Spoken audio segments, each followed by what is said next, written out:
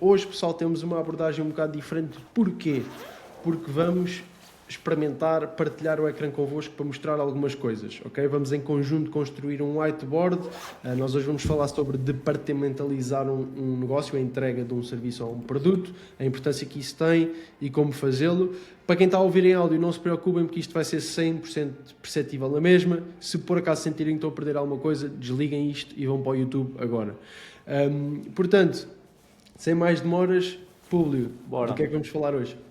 Ok, então, bora começar porque é que nós ambos temos a mesma estratégia, que é dividir a empresa por departamentos. Porque é que o fazemos?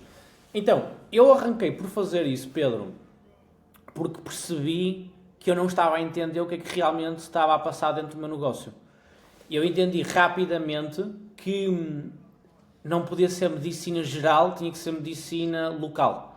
E que não podia ser o NPS que serve para muitos negócios, mas para o meu de prestação de serviços não é o suficiente. Porquê? Porque o cliente pode me dizer que está satisfeito 9 em 10, mas eu não consigo realisticamente dividir as equipas e perceber quem é que está a trazer mais valor e onde é que está o weak spot. Então, quem é que está a baixar para 9, não é? Exatamente. Então, isso foi algo, e eu não vou dizer o nome. O grande impacto disto foi, eu estava a falar com um empreendedor e esse empreendedor dizia-me que tinha uma retenção incrível, tinha uma taxa de satisfação muito boa e que os clientes eram top. E eu falei com 5 pessoas, por acaso, e não foi naquela semana, foi tipo ao longo de alguns meses, que trabalhavam com ele e todos, com esse empreendedor, e todos eles me disseram péssimo, disseram tipo pessimamente, mas mesmo mal, tipo, nunca mais. E eu perguntei-lhes, deste esse feedback? E a resposta foi tipo, eu acredito tão pouco naquilo que nem sequer me dou ao trabalho de dar um feedback construtivo. É só simplesmente não tocar naquele negócio e não dizer a ninguém para trabalhar com ele. Então diz assim, ok, então existe aqui um shift que tem que ser feito para que me vá permitir realmente perceber. Eu nunca quero que este seja o meu negócio, nunca. E então comecei a dividir com o Pietro a Scale Labs nesses 2 departamentos. E os 2 departamentos que nós olhámos foi sempre... O negócio precisa de 2 coisas para crescer. Vendas e entrega da venda. Tipo, vendeste alguma coisa, depois tens que entregar essa coisa, sobretudo nos serviços. Então é tipo, ok, bora olhar para o departamento de vendas como se fosse a sua própria empresa e bora olhar para o departamento de entrega de serviço, de service delivery, como se fosse a sua própria empresa. E depois, dentro mesmo do service delivery, eu tenho equipas diferentes. Yep. Eu acho que aí é que está o game changer. Ok. Porque eu acho que... Bom, a camada 0 de consciência é não entender a necessidade e o porquê da departamentalização. A primeira camada é entender que um negócio, uma empresa tem de ter um departamento de comercial, tem de ter um departamento de operações ou de entrega, tem de ter um departamento de marketing, whatever. E depois há a segunda camada de consciência, que eu acho que isso é que é mesmo o game changer dentro deste tópico, que é, especialmente no negócio de prestação de serviços, que é o que eu e tu temos mais de experiência, é dentro da parte das operações departamentalizar. Porque vai ligar com o que estavas a dizer, que é entender na entrega o que é que está necessariamente a correr bem ou mal e o porquê de X, Y e Z. Portanto, eu acho que o que tu levantaste aqui, e eu preparei-me para este podcast, okay? Aquilo que tu apresentaste aqui foi uma das 5 vantagens que eu vejo na departamentalização, que é uma melhor gestão e análise de desempenho. Ou seja, há uma maior clareza do que é que se está a passar e porquê é que se está a passar e como corrigi-lo ou como escalá-lo, exatamente por isso, porque tu consegues individualizar o KPI. E isso é chave. Portanto, eu diria que isso é o ponto número 1. Ok. A 100%, dentro da equipa da Scale, dentro do departamento de Service Delivery, eu tenho a equipa de Talent Acquisition, eu tenho a equipa de estratégia de negócio e tenho de estratégia comercial. E são diferentes equipas com diferentes valências. E eu, quando falo com o cliente, não lhe posso só dizer o que é a tua opinião geral. Ele recebe uma sobre uma equipa e outra sobre outra equipa. E isso permite-me depois juntar a equipa e perceber. O departamento diz, ok, neste lado estamos bem, neste lado não estamos tão bem. E ser segregado, porque senão fica muito, muito fácil esconder os erros ou as falhas num mar de coisas positivas. Então, essa é a divisão, essa é a razão principal pela qual eu faço isto, porque isto realmente permite... Sabes o jogo dos dardos, Pedro? É tipo, ao jogar isto, tu realmente consegues ir ao bullseye, que é tipo, onde é que está a doer? O que é que está a falhar? Foi esta equipa? Como é que foi gerida a expectativa? O que é que tem que ser feito diferente? Então, eu concordo que o ponto número 1 é imprescindível para um serviço de excelência haver dentro do mesmo departamento diferentes equipas que são analisadas de formas diferentes, têm KPIs diferentes e que são apresentadas ao cliente como seres diferentes dentro de uma bigger picture. Yep, 100%. Portanto, eu acho que o ponto 1 de vantagem da departamentalização da entrega é exatamente este. Melhor gestão e análise de desempenho e por causa disso tomas melhores decisões, sem dúvida. Tu levantaste esse primeiro ponto, eu vou levantar o segundo. E eu acho que este é direto, que é a maior eficiência operacional. Ou seja, se tu... e eu acho que isto vai beber muito daquilo que são os passos para nós departamentalizarmos a nossa entrega, que tem a ver com primeiro mapeares a jornada do cliente, não é? Mas se tu tens uma jornada de cliente que implica 5 passos, por exemplo, uma fase de auditoria, uma fase de estratégia, uma fase de X, Y e Z, se tu tens um consultor, por exemplo, ou uma pessoa a prestar todo esse serviço das diferentes fases, a verdade é que ele não vai conseguir especializar-se num só vertical. Não vai ser o melhor gajo só a fazer auditoria, não vai ser o melhor gajo só a trabalhar a atração de talento, não vai ser o melhor gajo a formar cold callers. Pronto, agora peguei no meu exemplo e depois no teu, não é? Mas, ou seja, nós não vamos conseguir trazer primeiro a especialização e depois a standardização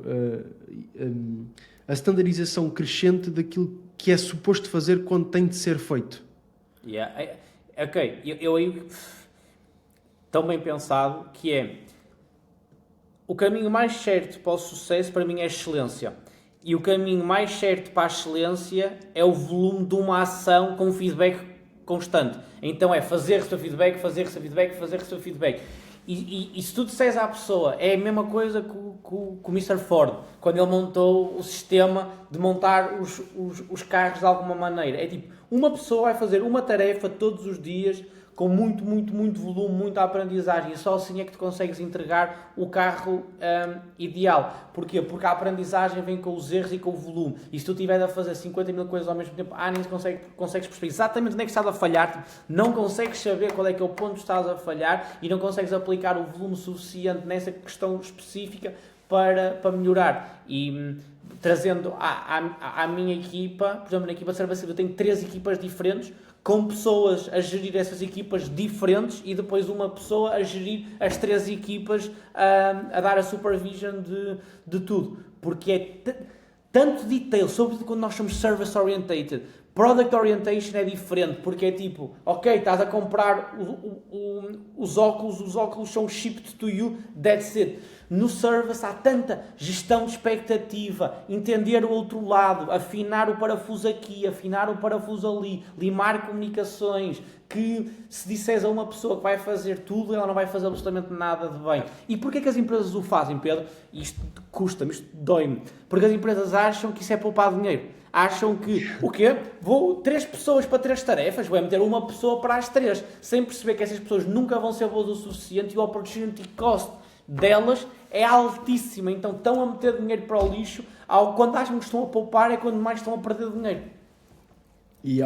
Sem dúvida. Por isso, eu acho que isso até como um bocadinho de... Esta parte da maior eficiência operacional traz também a parte daquilo que acho que pode ser o terceiro ou quarto ponto, que tem a ver com a parte da excelência e da qualidade que tu entregas, mas sem dúvida que se tu tiveres uma pessoa que se especializa num vertical e está constantemente a fazer os processos de uma determinada valência na entrega, por exemplo, no meu caso, a atração de talento, então, sem dúvida que essa pessoa vai conseguir fazer mais rápido, vai conseguir transitar, vai conseguir lidar com mais clientes, não é? Porque está só a fazer a mesma coisa. Então, sem dúvida aqui a maior eficiência operacional, acho que é clara. Então, pronto, Já vimos o ponto número 1, ponto número 2 da eficiência operacional, ponto número 3. O que é que queres adicionar aqui?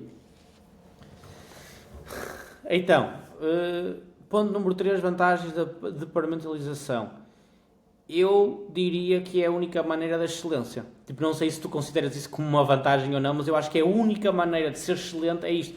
Se tu achares que é... Primeiro, não és tu que achas que és excelente, é o mercado que diz que tu és excelente. Tipo, não podes dizer eu sou muito bom no que faço, tem que ser os teus clientes que te dizem que és muito bom no que fazes. E depois tens de ter os números. E se tu não tiveres a olhar ao pormenor, tipo o pulmão, o rim, se estiveres a fazer general view, acho que é impossível. Então, eu diria que a excelência só é possível se tu olhares de forma individual para cada gaveta do armário. Concordo a 100%. E eu adicionei aqui, não sei, provavelmente eu acho que concordas, mas adicionei que esta parte da excelência vem muito com os 2 pontos anteriores, que é, eu só consigo ser excelente se eu souber o que é que tenho que melhorar. Não é? Esse é o primeiro ponto. Yeah. E segundo, eu só consigo ser excelente se eu tiver alguém que se especializa num vertical. Ou a probabilidade de eu ser excelente na entrega é maior se eu tiver uma pessoa que está constantemente a executar determinada entrega, a absorver feedback sobre essa entrega, a experimentar abordagens diferentes sobre essa entrega. Portanto, sem dúvida, acho que o terceiro ponto entra aqui na excelência, na qualidade, o que é que lhe queiram chamar, que só é possível com os 2 pontos anteriores.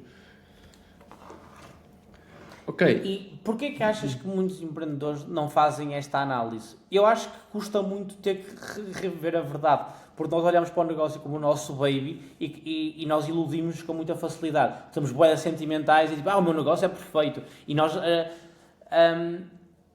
o Elon Musk disse que um dos maiores riscos que o empreendedor tem, que é o otimismo infundado. É que achar que tudo vai correr bem, está tudo espetacular, sem haver uma fundamentação para isso estar a ser dito. E eu sinto que muitas vezes os empresários querem achar que os negócios são incríveis e então custa muito ter essas reuniões. Então quando o cliente se queixa de alguma coisa, é ele... O que é que ele sabe? O gajo até chega atrasado às reuniões e ele está a falar de mim e o negócio dele, que é péssimo, que não dá lucro, que é uma retenção de talento horrível. Então existe muito a falta... Nós somos tão emocionais e não percebemos que, ao fazermos isso, só estamos... Tipo, os nossos erros é o que nos fazem, é o que nos permitem as aprendizagens que depois nos levam à excelência. E eu falei contigo noutros podcasts sobre isso, que quando a Scale-Labs começou, e tu tiveste esse feedback, não tenho problema nenhum, quando a Scale-Labs começou, eu fazia bué de erros. É impossível eu não estar a fazer erros. E então é de género. Eu sei que os vou fazer... Porque tu vais nunca ter feito uma coisa para fazeres uma coisa nova, é normal que os faças. Quanto mais rápido tu quiseres receber o feedback desses erros e aplicar mudança, mais rápido tu sais da mediocridade para ir para a excelência. E só aí, se nada falhar, tu não sabes o que é que tens que melhorar. Então, não é um dos pontos de vantagem, mas o que eu digo é que eu acho que custa a muita gente ter que realmente fazer um X-ray ao negócio de verdade, porque somos tão emocionais que nós queremos acreditar que o negócio está perfeito sem perceber que as aprendizagens de hoje é o sucesso da amanhã. Eu acho que parte muito, primeiro que tudo, do teu crescimento, enquanto, neste caso, líder e empreendedor, porque, por exemplo, eu não fiz sempre a departamentalização da entrega. Presumo que tu também não é? Antes da Scale-Labs. E isso faz parte do crescimento. Mas, segundo, é parte também da tua capacidade de ser racional e de entender que se o teu negócio não cresce, provavelmente é porque tu és o bottleneck. Ainda há pouco estávamos a falar, antes de começarmos a gravar, de um exemplo disso mesmo, de alguém que é um bottleneck do crescimento da própria empresa. E tu podes fazer crescer um negócio de certa forma, tendo determinada abordagem até ao ponto B, por exemplo, mas depois o desafio de ir para o ponto C, que é o nível a seguir, já é completamente diferente e tu se calhar tens que alterar a forma como fazes as coisas. E para mim foi muito isso. Tipo, eu só tive negócios de prestação de serviços e durante muito tempo eu não departamentalizei a entrega, porque eu não entendia primeiro que tudo as vantagens e depois como fazê-lo. Mas acima de tudo, as vantagens. Eu não entendia a necessidade de ter melhor gestão e análise de desempenho. Não entendia a necessidade de ter maior eficiência operacional. Ou seja, qualquer pessoa é capaz de perceber. Entender é diferente de perceber. Tipo, isto que nós estamos a explicar é fácil de perceber. Entender é no day-to-day. É quando tu, no teu gut, nos teus intestinos, tu sentes finalmente percebi. É isto que isto quer dizer. Yeah. Estás a ver? Por exemplo, eu tive isso com a equipa, eu sempre ouvi a frase, a tua equipa, a tua empresa cresce mediante a tua equipa, só que só para há um ano, só com a Scalabs é que eu entendi de verdade o que é que isso quer dizer, que eu tipo, ok, é isso Sabes quando que é que quer entendes? dizer, porque eu agora... Sabes quando é que entendes? Quando contratas um player A, um A-player. É verdade. Isso foi como e vês aconteceu. o A-player a fazer crescer o teu negócio. Eu só entendi essa cena toda não do delegar, mas que o negócio só dá para crescer quando tu consegues fazer que as pessoas o façam crescer por ti. Porque eu, durante muito tempo só tive colaboradores que não eram A-players ou que não são os building blocks, estás a ver? E que por causa disso nunca ficou claro na minha cabeça o que é que isso queria dizer. Estás a ver? E a partir do momento em que comecei a ter um A-player na equipa, eu entendi, ok, é isto que isso quer dizer, é esta a sensação, tipo, é este o potencial que eu ainda não consegui chegar de crescimento, que é a partir de agora. Estás a ver? Sem dúvida. Ok, quarto ponto. Vantagem 4. Dá-lhe. Quarto ponto, e eu acho que ligado a porque isto, as cenas acabam por estar todas ligadas, não é preciso ser um Einstein para perceber, porque isto não é rocket science, que se eu consigo perceber melhor o que é que está a correr bem e correr mal, e por causa disso consigo melhorar, se eu consigo ser mais eficiente, se eu consigo ter melhor qualidade, então eu vou conseguir aumentar a minha lucratividade. Se calhar a excelência aumenta a receita, não é? Porque, sei lá, aumenta o word of mouth e etc. Mas, acima de tudo, a maior eficiência operacional faz com que eu consiga aumentar a minha lucratividade. Porquê? E, novamente, estamos a falar, no nosso caso específico, do negócio de prestação de serviços. O lucro do negócio de prestação de serviços está diretamente ligado ao tempo que tu demoras e investes em entregá-lo, não é? Então, se eu consigo ser mais eficiente e entregar mais em menos tempo, então eu consigo, teoricamente, aumentar a minha lucratividade. Concordas? A 1000%, porque ao fazeres isso tu tornas-te excelente, ao tornar-te excelente tens o efeito composto, sobretudo num termo tão pequeno como o português, que é as pessoas falarem bem de ti, consegues aumentar serviço, ou o preço, ainda hoje. Por exemplo, Pedro, o que eu faço, eu todos os dias no final do dia de trabalho ligo aos novos clientes que a empresa fechou. E posso dizer com muito orgulho meu que hoje em dia é raro ter mais do que tipo 2 dias em que não faço chamadas, então é raro, hoje em dia quase que todos os dias está a fechar um novo cliente, que não é assustador porque eu sei o que é que estamos a criar, mas eu acho que para alguém visto de fora, se entender o que nós fazemos, é um bocado assustador. E o que eu faço aqui é, eu hoje fiz essa chamada a dar as boas-vindas e tenho sempre o CRM à minha frente para tirar notas sobre o que é que a pessoa me diz. E essa pessoa disse, olha, pô, eu vou já dizer muitos parabéns. Porque eu estava a falar, vocês contactaram, e ele disse-me o nome. Eu falei com o João Mafra, eu falei com a Maria Maia, eu falei com a Karina Lobato e falei com mais alguém, já não me lembro quem é que me disse, que são teus clientes. E esses 4 as pessoas disseram-me que vocês eram top, que vocês eram mesmo bons no que fazíamos. E ele assim, eu nem estava a acreditar, os 4 a dizer que vocês são mesmo bons. E ele disse, e eu fechei contigo, tipo, o processo comercial foi top, a tua equipa foi top, mas eu fiz estas 4 chamadas e recebi estas 4 resultados e fechei contigo. E o que é que isto é? Não vou dizer que é excelência, mas é a aproximação da excelência.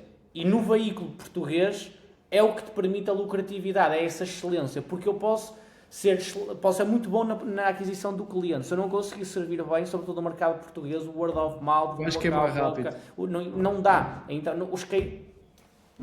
vais cair bué da rápido. Que era o que muita gente achou que a Scalabs ia fazer no início, que era vai cair rápido porque está a crescer muito rapidamente. Mas o que é que as pessoas não sabem? Não sabem o que é que me passa pela cabeça, e existe uma preocupação muito grande com a excelência, com qualidade.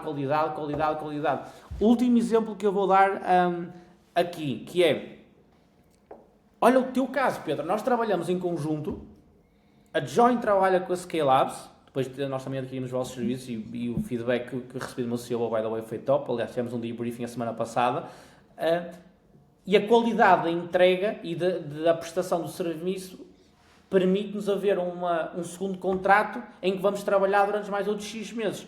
Então, no mercado português, a excelência é o caminho único para o sucesso. No mercado dos Estados Unidos, em que o teu TAM é absurdo, tu podes estar a fazer scamming total e ser o pior serviço, que mesmo assim dá para ver tipo 1 milhão por mês. Porquê? Porque o mercado é tão grande que primeiro que não ter compound, tens que ter uma escala tão grande. Por isso é que os Ponzi schemes, por isso é que os maiores scammers são todos os Estados Unidos, onde o TAM é gigante. Isso não existe em Portugal. Não dá. Existe 1.1, 1.2 milhões de empresas. As pessoas conhecem-se. O que é mau não tem efeito composto. Então, a departamentalização permite uma melhor análise do serviço, permite uma melhor excelência, que permite um aumento de preço, ou permite uma retenção de cliente, que permite a lucratividade. Então, isto sim é pelo qual nós dizemos que a lucratividade está diretamente virada à departamentalização.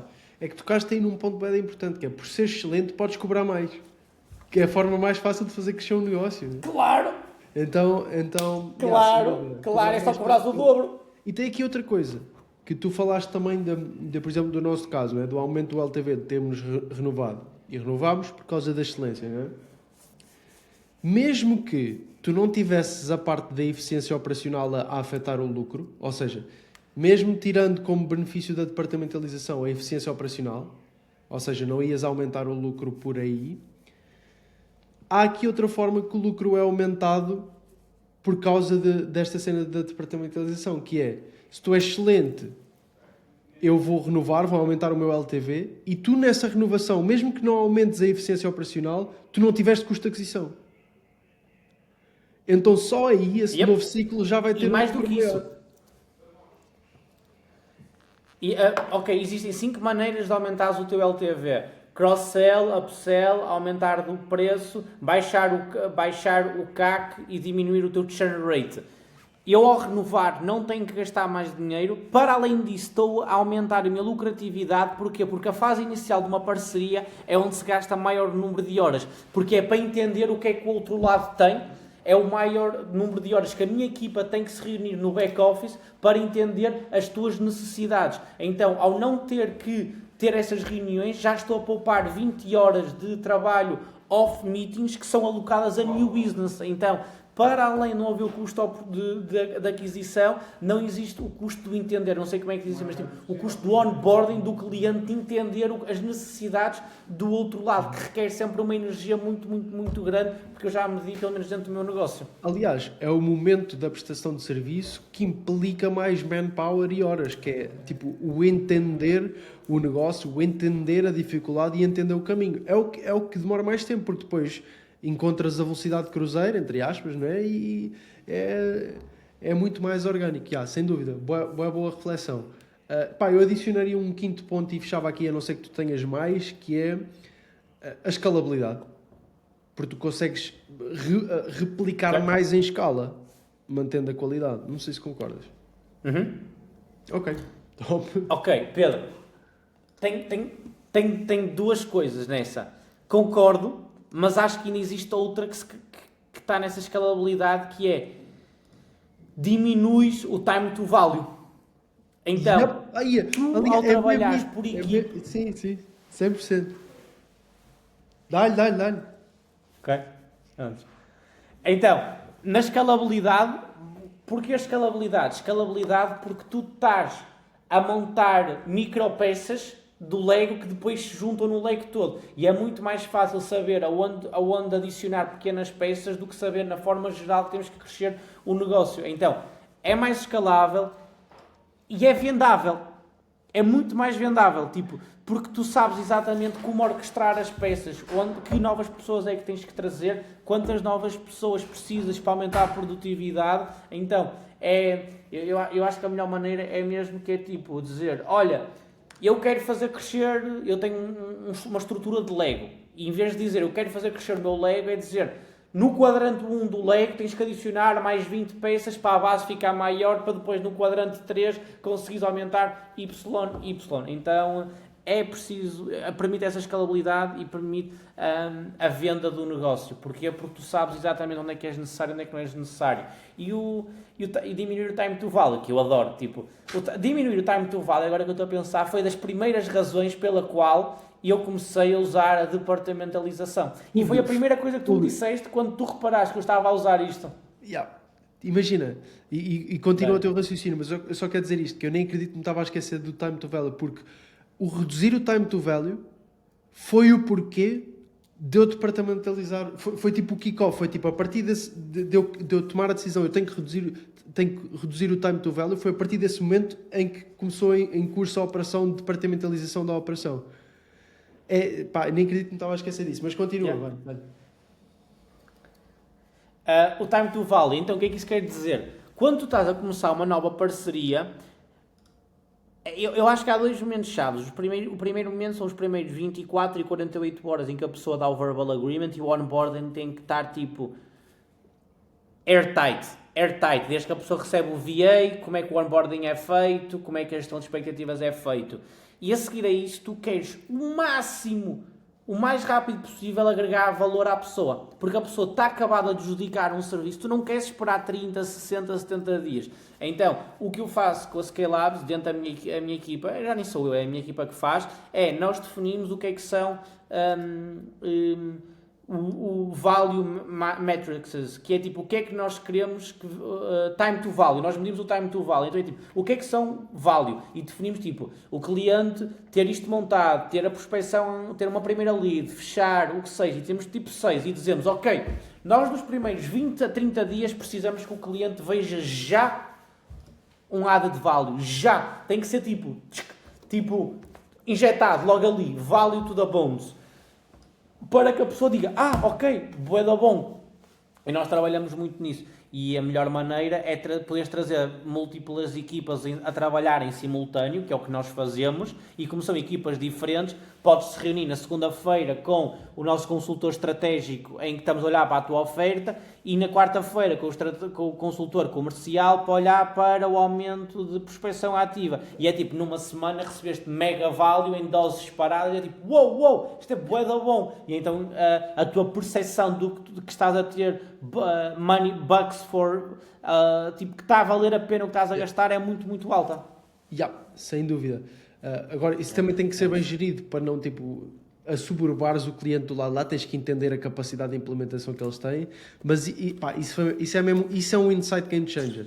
E tipo, só para quem está a ver em vídeo, para quem não estiver a ver e estiver a ouvir, nós estamos a explicar isto de forma, eu acho, clara, mas se tivéssemos que ver nisto num gráfico em que de um lado temos o eixo da satisfação e do outro lado do tempo, isto era relativamente simples, que é, quanto mais tempo eu demoro a entregar valor, mais a satisfação quando o cliente recebe esse valor cai.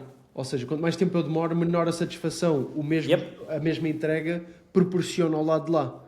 Então o que nós temos que fazer é garantir ao máximo que nós reduzimos o tempo de entrega desse mesmo momento de satisfação. Então o que é que nós temos que fazer? Temos que, primeiro que tudo, mapear a jornada do cliente e identificar quais é que são, e podem dar os nomes que quiserem, nós aqui dentro chamamos Key Moments of Truth e fazemos isso tanto para colaboradores como para clientes, mas quais é que são os Key Moments, os picos de satisfação ou de entrega do lado de nós para o cliente, ok? E assim que identificamos o primeiro, o Públio agora estava a falar do exemplo dele, cada uma das pessoas há de ter momentos diferentes, mas assim que nós identificamos qual é que é o primeiro Key Moment of Truth, qual é que é o primeiro momento de entrega, nós temos que garantir que o conseguimos trazer mais para trás. Porquê é que isto para mim foi tão importante? Porque inicialmente nós tínhamos um processo em que eu vou tornar isto mais vou simplificar para aqui para a nota do vídeo, mas no fundo era tipo, tínhamos uma pessoa que era a pessoa verde, né? Com os meus desenhos fantásticos, tínhamos a pessoa verde a fazer o processo todo, né? Tínhamos tipo fase 1, fase 2, fase 3, fase 4, fase 5. E cada uma das fases acontecia uma de cada vez, né? Tipo fase 1, fase 2, fase 3 e daí em diante. E quando tu departamentalizas, o que quer dizer que, imagina que em cada uma destas setas, no fim de cada uma das fases, temos uma entrega de valor, ok? Isto quer dizer que eu demoro bastante tempo a conseguir dar esta entrega e esta entrega. Então, quando nós departamentalizamos, o que acontece é que nós conseguimos, por ter pessoas diferentes a trabalhar cada uma das valências, conseguimos antecipar cada uma destas entregas.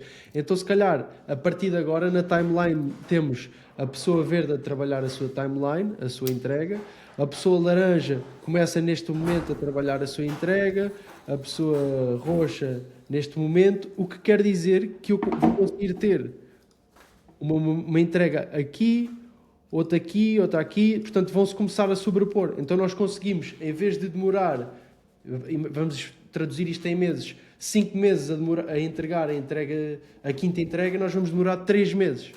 Então, não sei se foi confuso ou não, mas esta cena do reduzir o time to value para mim foi um game changer. Deu a entender que, primeiro, a importância do time to value e depois como é que nós conseguimos reduzir isto, que é com a departamentalização, para ter as diferentes entregas a serem trabalhadas em simultâneo, sem dúvida.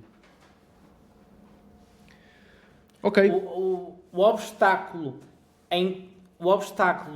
que eu encontro e que hoje em dia já o sei contornar sobre isso é tu entenderes a velocidade de implementação do teu cliente. Porquê? Porque nós fazemos ambos serviços done with you, em que fazemos com o cliente. Então tu requeres o tempo dele, requeres o esforço dele. E se ele não aplicar absolutamente nada, vai aumentar muito mais o tempo que vai demorar a atingir o time to value. Então, o que é que eu já faço? Isto é free money, é free tips. Eu cobro 2 paus à hora pelo meu hourly, que é gerir as expectativas desde o day one. E se o cliente day one não acata com uma boa gestão de expectativas e não implementa aquilo que é expectado, eu mando o cliente embora. E tu dizes, pô, mas tu és maluco. Não é que eu seja maluco. É o compound effect. Tipo, o time é tão pequeno que mesmo que ele, não interessa ter razão, interessa ter sucesso. Se o teu cliente não faz nada e tu dizes-lhe, mas Pedro, tu não apareces às reuniões, ok, mas tu recebeste o dinheiro dele de qualquer das maneiras. Então ele no final vai sempre dizer, ok, mas eu paguei-te 50 mil euros e tu não me entregaste nada. Mas, ok Pedro, mas tu não entregaste isto, e tu não apareceste, não fizeste. Ok, mas tu recebeste o meu dinheiro. Então, eu quero alguma coisa. Então o que vai fazer é, primeiro tens que perceber qual é que é a gestão de expectativas que tu precisas. Eu faço a gestão de expectativas de horas de reuniões, horas de off-meetings, de dificuldade mental na mudança de prospecção ativa, na dificuldade de mudança do shift das ofertas, e é tipo, eu estou à espera disto e disto. E se nestes primeiros 30 dias nós vimos que tu não és capaz de aplicar, nós vamos-te agradecer e vamos-te enviar para casa. E não é que eu seja uma alma caridosa, tipo, não é que eu não gosto de dinheiro, é simplesmente que eu sei que se ele não aplicar, vai chegar ao final dos 4 meses, 6 meses, 1 ano e ele não vai ter resultados. E o que é que me vai fazer isso? A, não vai renovar comigo, por isso não vou ter LTV. B, é menos uma pessoa que eu não consigo gravar um vídeo de testemunho. É uma pessoa que eu não consigo gravar uma entrevista. É uma pessoa que não me vai dar um referral. E é uma pessoa que sempre que lhe perguntarem, olha, vi que trabalhaste com a Scale House, vai dizer, eles são péssimos, pelo menos no meu caso não me deram resultados. Então não faz o juro composto. E eu sei isso tão bem que eu mando clientes. Eu mês passado, ou em dezembro,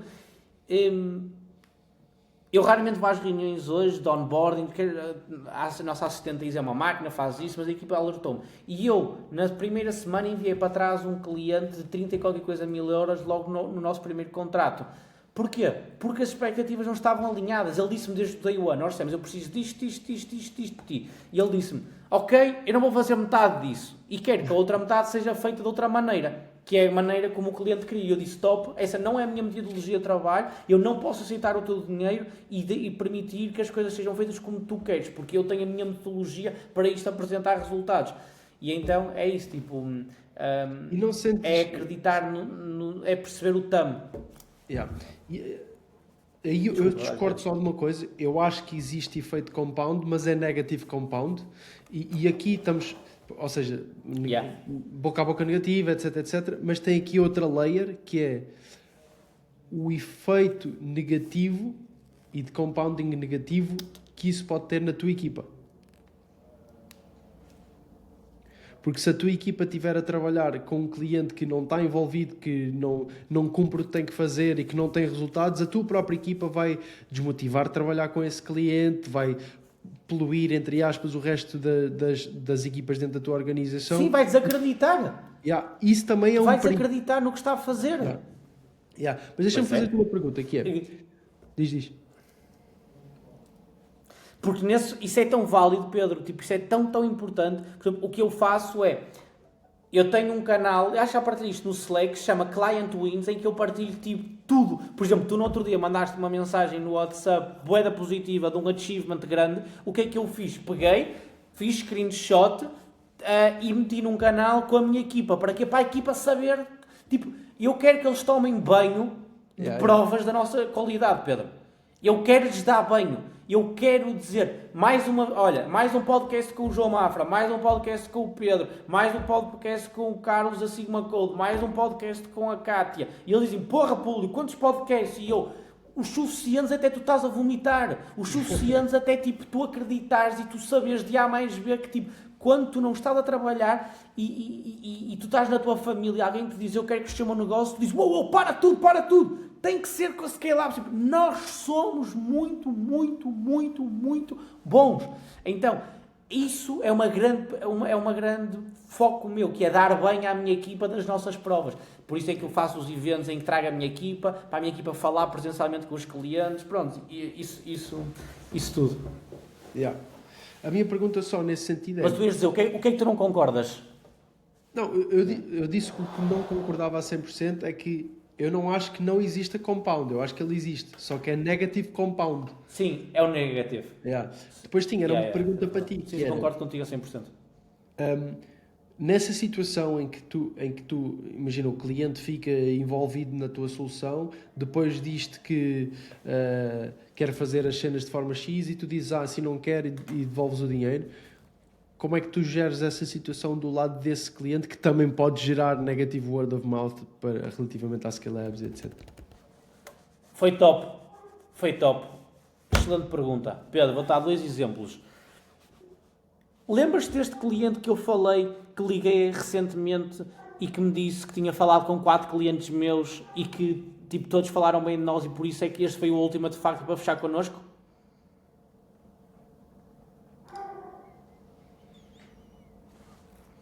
Perdemos o Pedro novamente. Ok, mas eu vou continuar a dizer. Basicamente, quando eu liguei a esse cliente, eu tinha falado no início do podcast e ele tinha dito, olha, já falei com 4 clientes teus e todos me deram um excelente feedback teu. Esse cliente, nós tentámos fechar há 4 meses atrás. Mas há 4 meses atrás, quando estávamos a fazer o onboarding do cliente, a análise do negócio, percebemos que o cliente não era qualificado para... Estás-me a ouvir? Tu cortaste completamente. Pronto, então, o que é que eu estava a dizer, Pedro? Estava-te a dizer, o exemplo que eu dei ao bocado, que liguei a um cliente para lhe dar as boas-vindas e ele disse que tinha falado com 4 clientes nossos e esse foi o Mega Trust Factor. Esse mesmo cliente nós tentámos fechar o ano passado. Mas o que é que aconteceu? Quando chegámos à fase final da análise do negócio, a minha equipa disse, tu não estás com a maturidade para trabalhar connosco, estás com isto a acontecer, nós não te vamos aceitar como cliente. E hoje, quando eu lhe liguei, porque eu não cheguei a falar com ele na altura, e hoje esta semana, quando eu liguei a dar as boas-vindas, ele disse, tipo, isso demonstrou-me a vossa maturidade. Vocês disseram que não ao meu dinheiro porque sabiam que eu não estava no ponto para trabalhar com vocês. Então, desde aquele momento, eu sabia que ia trabalhar com vocês mais mês ou menos mês. O outro cliente, que foi um ticket mais high-end, a tocar nos 40 mil, foi 30 e qualquer coisa, já não sei. O cliente percebeu perfeitamente. Foi uma boa gestão de expectativas. Eu disse, entendo, percebo que vocês queiram que as coisas sejam feitas dessa maneira, mas eu como CEO desta empresa montei uma metodologia de trabalho, uma metodologia que eu sei que funciona, que tem provas, e se eu chegar aqui e começar a reverter as ordens todas do que é que vai ser feito e começar a inventar isto ao quadrado, eu não consigo garantir qualidade. E mesmo que vocês me digam hoje que estão ok com esse risco, eu sei que não vão estar, porque eu sei que daqui a 3 meses vão-me dizer, público, não estamos a ver resultados, e eu vou dizer, mas lembram-se da reunião? Não, ninguém vai querer saber disso. Vocês vão querer saber que me estão a pagar e não estão a ver resultados. E como eu não quero correr o risco disso acontecer, vou optar por não trabalhar com vocês e haver uma devolução. E foi isso que foi feito. Top. Olha, já estamos aqui a estender isto um bom bocado. Queres fazer aqui a parte dos passos, tipo, meio mais na rama? Ou queres ir deep dive? Os passos mais na rama. Os passos de quê? Desculpa, da departamentalização. Ou seja, para mim, na minha ótica, o passo 1 eu disse há pouco, é a parte de mapear a jornada do cliente e o processo de entrega. Eu começaria pela jornada da lead. Ok, mas aí estás a falar da departamentalização, incluindo ter o departamento comercial, isto, aquilo, aquilo, Yeah. que eu estou só a falar da entrega. Tipo, da Ok, entrega de do serviço. Ok, então, o primeiro passo, eu faria jornada do cliente e eu definia o que é tu chamas-lhe Moments of Truth, Added Value, que é tipo o que é que eu quero ao longo do percurso que o cliente vá recebendo e depois ter muito bem standardizado, tipo mês 1, mês 2, mês 3, mês 4, mês 5, tudo aquilo que vai ser entregue e como é que quero o que é que quero que sejam as mini vitórias e depois é perceber quem é que eu tenho que trazer para se especializar nesse departamento, nesses services para realmente dar added value. E a partir daí, tipo, isso para mim seria de forma muito genérica o ABC, definir a jornada toda, definir o que é que eu quero que seja. Ok, é tipo, no final dos 5, vamos dizer que o serviço é 6 meses. O que é que eu quero que aconteça no final dos 6 meses? Qual é que é o resultado final? E depois é perceber, ok, se eu quero que este seja o resultado final, que vitórias é que eu tenho que estar a ver ao longo da jornada e definir, ok, mês 1 eu preciso que isto aconteça, mês 2 eu preciso que este, mês 1 eu preciso que ele aumente, vamos olhar para a Join, eu preciso que mês 1 ele perceba que a felicidade da equipa dele é de 7, eu preciso que no mês 2 ele já veja as implementações a surtirem efeito e que no mês 2 a felicidade já vai passar de 7 pelo menos para 8. Então é tipo, ok, se eu quero que no mês 2 ele tenha um aumento de 10%, vamos dizer 10% da felicidade dos colaboradores, que ações é que têm que estar a ser feitas por que equipa para que isso aconteça? E depois começar a formar a equipa para dizer, é isto que eu preciso que seja construído, com a tua excelência, e que trazer as equipas para fazer isso acontecer. Ok, deixa só ver se o Mir volta. Não vai dar. Tens que fazer reload now. Okay. Eu já conheço essa brincadeira. Então, mas eu concordo contigo. Se calhar adicionava só um meio passo entre umas cenas que tu disseste, mas só aqui para recapitular, tu começaste, e eu concordo com a parte do mapear a jornada, do mapear o processo da entrega, depois definir quais é que são as vitórias ou mini vitórias ou key moments of truth que têm que acontecer e que vais controlar, não é? Yeah. Pronto. Olha, desapareceu o que eu tinha escrito, então deixa-me aqui repetir. Jornada cliente. Pronto, as vitórias, pá, a malta, depois, eu vou escrever isto resumido, a malta percebe. Vitória, tu falaste em quem, não é? Em definir quem é que consegue entregar isto ou quem é que deve entregar isso, não foi? Mas isso só vem com volume, Pedro. Tipo, só com volume.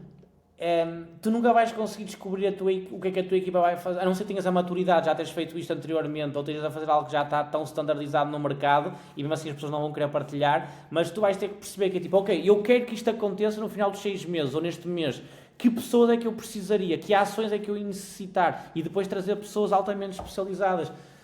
Vamos dar um exemplo, eu não tenho nada a esconder no meu negócio, é tipo, é algo que eu não tenho medo de nada, que é, nós sabemos que uma das partes fundamentais para o cliente conseguir ter sucesso é saber ir a uma reunião, e muitas pessoas não sabem ir a uma reunião. Então eu tenho uma equipa a tempo inteiro que o que faz é roleplays de reuniões. Tu tentas vender, eles montam-te um script, eles dão-te um scorecard de 0 a 40, eles revêem as tuas calls todas, eles dão-te feedback construtivo. Tu, para ter excelência nisso, não podes ter essa pessoa a fazer isso e outras 50 mil coisas. Tipo, não dá, não é possível. Então é tipo, ok, que fatores é que eu preciso para ter resultados? Um dos fatores é preciso que o cliente saiba ir a uma reunião e fechar. Ok, como é que eu consigo garantir que isso aconteça? Como é que eu controlo essa variável? É montar uma equipa para conseguir trazer esse resultado. Então é tipo, perceber, controlar o máximo de variáveis possível. É isso. Quais é que são as variáveis que eu preciso controlar para aumentar a taxa de sucesso e depois começar a construir equipas para fazer isso acontecer? É mesmo isso que eu diria. Ok. Então, eu adicionava só... depois de nós entendermos esta parte aqui de qual é que é, mapear a jornada, definir quais é que são as vitórias, antes de definir o quem, antes de definir quais as variáveis, eu acho que nós temos que definir quais os departamentos. Ok. Estás a ver? Departamentos ou equipas? Exato. Departamentos / equipas. Ou seja, dentro da jornada que tu mapeaste, dentro daquilo que tu tens que entregar e das vitórias, em que é que isso se materializa em divisão de departamentos. Tipo, imagina, no nosso caso, são 4 departamentos. Auditoria e estratégia, atração de talento, retenção de talento e comunicação externa. Porque esses são o que fez sentido nós dividirmos a parte da entrega em. Portanto, eu acho que dividia os departamentos. E depois, eu não sei necessariamente por que ordem é que vamos pôr isto, mas eu concordo que é preciso definir quais as variáveis, é preciso definir quem, é preciso definir, obviamente, processos e sistemas. Né? Mas tipo, isso goes without saying. Daqui a um bocado temos que dizer que a empresa tem que estar aberta. Tipo, os processos, se não tiveres processos, tipo, isso é o ponto menos 5. Se tu não tiveres um processo, tu não fazes uma departamentalização nenhuma. Porque nem se, vai o João e faz de uma maneira, vai o Tiago e faz de outra, não tens uma uniformalização de nada. Então, se calhar não vale a pena estarmos a ir aqui ao mega detalhe, porque se formos partir isto, e eu concordo, em microceninhas nunca mais saímos daqui. Portanto, eu acho que se nós tivéssemos que seguir um processo básico de passo a passo para departamentalizar, é mapear a jornada, definir as vitórias, definir quais os departamentos, as variáveis de controle desses departamentos, quem é que vai fazer parte dessas equipas. Eu não sei se os processos vêm antes ou depois. Montar processos, exato. Monitorizar e depois monitorizar e otimizar. E acho que seria mais ou menos isso. Pessoal, o Pedro, se calhar, eu é que fui burro, porque o Pedro tem razão. Eu conheço muitas empresas que não têm qualquer tipo de processos. Eu é que fui burro, porque só porque é a minha realidade desde o day one, não quero dizer... Ok, para quem está a ouvir, chegou aqui ao final desta hora de podcast, vocês têm processos, eu não entendo. E se me dizem, eu tenho sucesso e não tenho processos, não deviam estar orgulhosos disso. Sem processos, não consegues standardizar, não consegues manter a qualidade, não consegues transmitir o que tem na tua cabeça para a cabeça dos outros, tens uma empresa muito menos vendável. E mesmo mas eu não quero vender, mas não é suposto que queres vender, é suposto montá-la para ela não depender de ti, para existir e conseguir crescer sem ti. Então, eu tenho processos para criar processos. Por cor, por ordem, por time frame. Tipo, eu tenho processo para criar o processo. Não há nada hoje em dia que... Tipo, tudo que é feito... todos os obstáculos são resolvidos de duas maneiras. Que é tipo, resolver o obstáculo no agora não me interessa. E interessa-me resolver no amanhã. Então eu quando identificar uma coisa que corre mal é tipo, ok, bora montar processos, bora montar frameworks para isto nunca mais acontecer. O Mir, que é uma ferramenta que eu uso, nós já temos o Pro. Eu tenho 12 quadros diferentes de Miro com equipas diferentes, todos eles completamente cobertos de SOPs muito bem organizados. Não, tipo, acho que é indiscutível o quão business one-on-one é a necessidade de tu teres processos. Para tudo, para a departamentalização, para o controle de qualidade, para tudo, tipo, eu não sei se... Malta, digam aí nos comentários ou mandem mensagens a mim ou ao público a perceber se vocês sentem necessidade de nós tocarmos neste tópico de processos e se assim for. Eu tenho a certeza que o público concorda que fazemos um episódio só sobre isso, mas é mesmo one-on-one, é os basics, tipo, tens de ter processos para tudo, até ao ponto de como criar processos. Ponto. Porque Dá-lhe. Imagina, quando eu recruto, eu tenho processos de SOPs, depois eu tenho lumes a fazer o breakdown desses mesmos SOPs. Depois tem quizzes para perceber se tu percebeste os SOPs. Tipo, se uma pessoa demorar 1 hora a fazer uma tarefa que podia ser feita num minuto, tu acabaste de gastar 1 hora dessa pessoa. Tipo, os processos é a Bíblia. Os processos é a Bíblia do negócio. Porque é o que vai contribuir não só para a eficiência, mas para o controle de qualidade. Porque chegará o momento, se é que ainda não chegou para tu que estás a ouvir isto, chegará o momento em que não és tu a fazer a entrega do que estás a fazer. E que tu tens que garantir que quem está abaixo seja uma pessoa, ou, e vou exagerar, um fardo de palha, aquilo vai sair com, não digo com exatamente a mesma qualidade, mas com o mesmo nível de excelência e de qualidade. Por isso, malta, digam nas mensagens se precisarem. Bora fazer já o próximo, eu nem preciso perguntar. O próximo falamos sobre a importância de processos e de standardização dentro da empresa. Está fechado? Está fechado. Top. Pronto, já estou a atrasar para a próxima meet. Pedro, obrigado pelo teu tempo. Gostei muito desta meet. Eu aprendo sempre muito. Forte abraço. Fica bem. Dá-lhe, tchau, tchau. Até para a Fica semana. bem. Tchau, tchau.